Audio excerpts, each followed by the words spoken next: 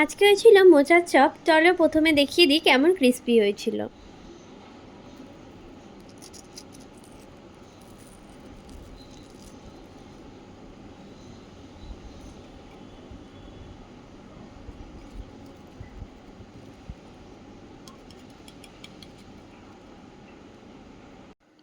তো এই মোচার চপ বানানোর জন্য প্রথমে মোচাটাকে আর আলুগুলোকে ভালো করে কেটে সেদ্ধ করে নিয়েছিল।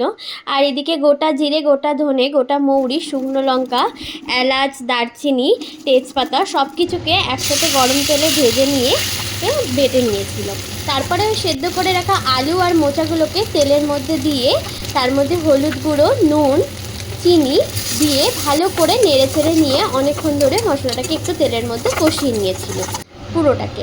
তারপর ওই বেটে রাখা ওই মশলাটাকে এর মধ্যে দিয়ে ভালো করে নাড়িয়ে চাড়িয়ে নিয়ে নামিয়ে নেবে। হ্যাঁ, ঝালটা তোমাদের স্বাদ মতোই নিও। আমি এখানে কিন্তু প্যানকো ব্রেডক্রাম ইউজ করেছিলাম। তো প্যানকো ব্রেডক্রাম একটা জায়গায় দিয়ে দেওয়া হয়েছিল আর একটা জায়গায় কর্নফ্লাওয়ারের জল। তো যে যেরকম শেপ চাও তোমরা দিতে পারো। আমরা এইরকম দুরকম শেপ করেছিলাম। তো করে দুবার কোটিং করেছিলাম, একবার কর্নফ্লাওয়ারের জলে ডুবিয়ে ব্রেডক্রামে, আবার কর্নফ্লাওয়ারের জলে ডুবিয়ে আবার ব্রেডক্রামে। তো এইভাবে ডবল কোটিং করে তারপরে ভালো করে তেলটা গরম হয়ে গেলে তেলের মধ্যে ভালো করে লাল লাল করে ভেজে নেওয়া হয়েছিল।